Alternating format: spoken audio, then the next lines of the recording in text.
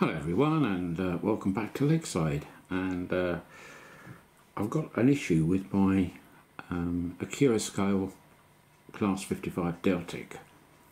I have been in touch with Accurascale about this, and they are currently looking into it. It was late Friday, so not much has happened, so I'll probably speak to them again on Monday. But it's just not running correctly. Don't get me wrong, I'm not having a pop at Accurascale at all, because they make fantastic models, and I've never had any real issues with them, nor has anybody else really, apart from a few. But on this particular occasion, there is something definitely wrong with this loco, and I'm just going through the processes to see if I can find out for myself what the issues are. Now, as you can see, I've got my DCC Concepts alpha panel in front of me, and it measures the voltage and the amps. At the moment it's on DCC, but I will be shortly putting this over to analog just to see if it's the decoder. So I've got a blank 21 pin decoder here, so I shall pop that in and then hook up my DC controller and just see if there's any difference to it. Now, I initially thought that it's possibly a problem with the motor, but this morning, well, this afternoon now, I'm having second thoughts. And I won't know that until I pop the decoder in, the blanking decoder, and put it onto DC. Because I've been running it this morning, and it stopped once completely. It appeared to be overheating. That was the kind of the feel I got, that it was overheating. So I immediately stopped it and waited for about a quarter of an hour. And it hasn't stopped since, but it's really not running at its full potential. It seems to be labouring. There's certainly a judderiness to the loco when it's on the track. You won't notice the juddering when it's on the rolling road, but you can hear it kind of labouring, and it changes speed. Even though I'm not changing the speed, the actual motor tends to change speed. Because it's an ESU decoder, I've done the old trick of the CV54, setting that to 0 and letting it whiz off, so that it neutralises itself to the motor. So I've done that. Doesn't really seem to make any difference. So I shall run it now and let you hear it, and you can keep an eye on the ammeter here at the bottom. Now, as you can see, with nothing on, I've got no functions running. It's going to be purely the motor. So if you keep an eye on this figure down here, it changes from static, so it's like, well, it's going from about 0.09 to about 0.15. But let's get it going and see what happens.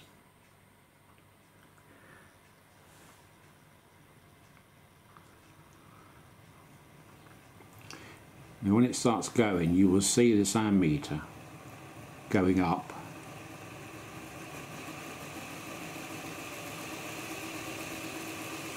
and it jumps around all over the place. I mean, I had it over 1 amp earlier on,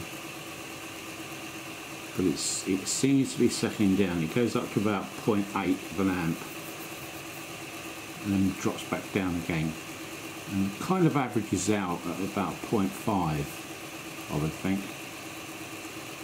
It does go up and down, so it's not regular at all. Just keep an eye on those figures.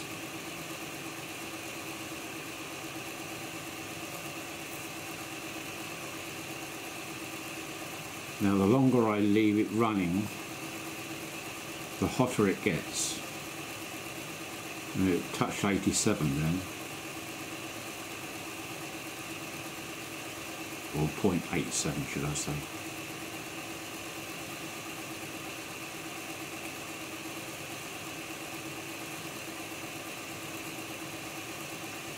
Now that is at full speed. Now that motor is not going at full speed, I can tell you that for nothing.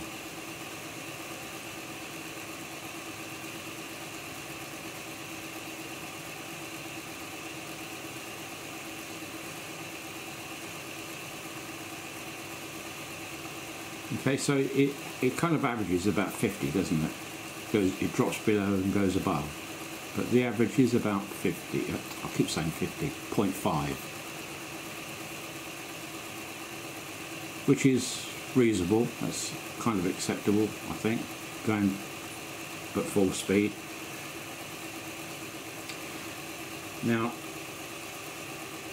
I will drop it down to 0. And there's virtually no ampage at all when it stops, which is fine, that's what it should be. Now, if I was to touch the decoder, that is, I can't touch it. I can't leave my finger on there. That is really hot. So I don't really want to run it too much. So what I'm going to do now, I'm going to shut the camera down and I will set the analog up system. I'll still have this panel going and we'll see if there's any difference. Okay, so I'll speak to you in a minute. Bye for now. Right, back again. So I've now got my H&M Duet sound set up. I'll put the DCC blanking plug into, or decoder into the socket, and yeah, see what you think. Interesting.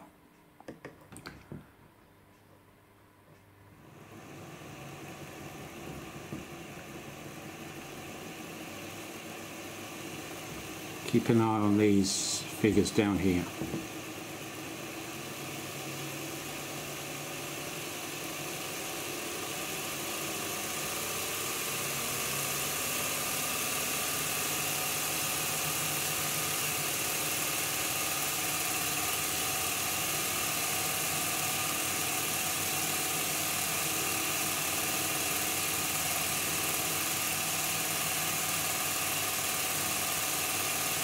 Now that motor in there is going a lot faster for a start, and you can see now that the amps are now settled down to about 0.6162. That's at full speed, but very regular, unlike the DCC decoder when it was fitted. That was jumping around all over the place.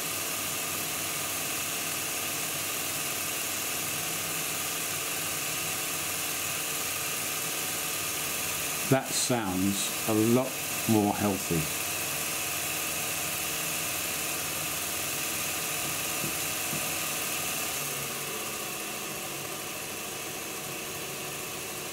And it's doing what it should do. When I slow down, the amps are decreasing.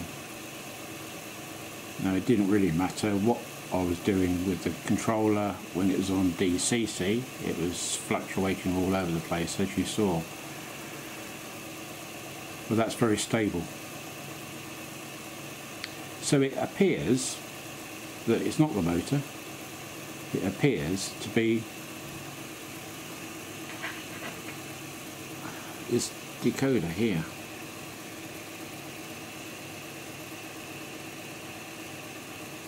The sound decoder.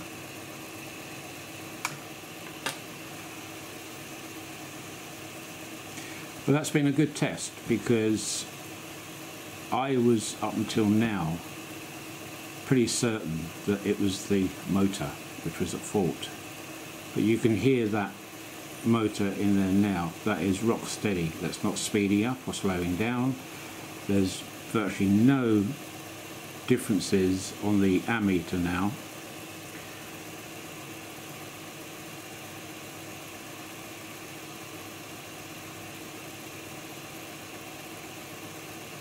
I'm happy with that.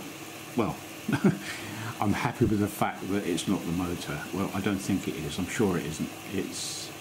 That's pretty conclusive to me that swapping out the DCC decoder and put in the blanking plug. I keep calling it a plug. It's not a plug. The blanking decoder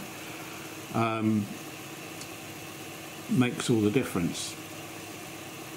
If this was running on a DC layout, there wouldn't be an issue, would there? That would run fine. And it's certainly got a turn of speed like it should do.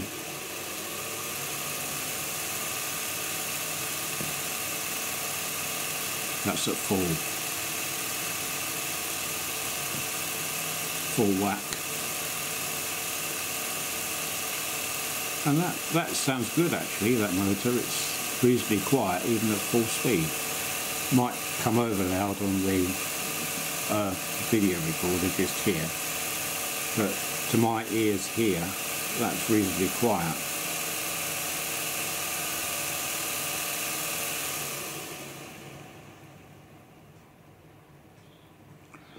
Interestingly, what I will do, bear with me a second, I will take that off the track.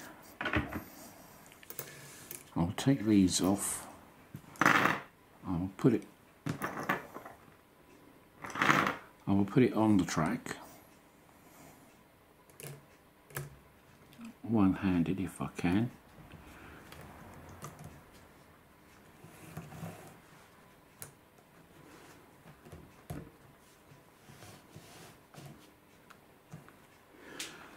Right, let's try that. Let's try slow speed running, see what it's like.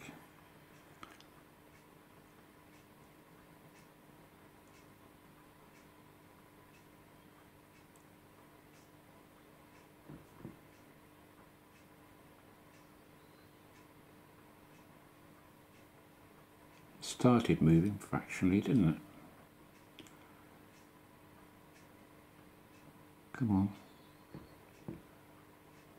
Oh, there we go. It hasn't. It's just about got enough volts, I think.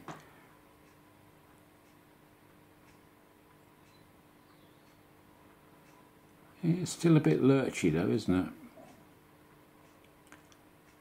It's not smooth.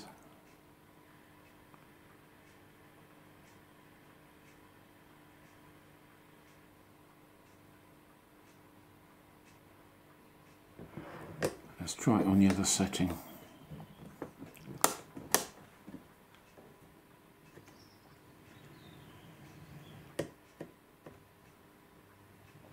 It's either on or off on that setting.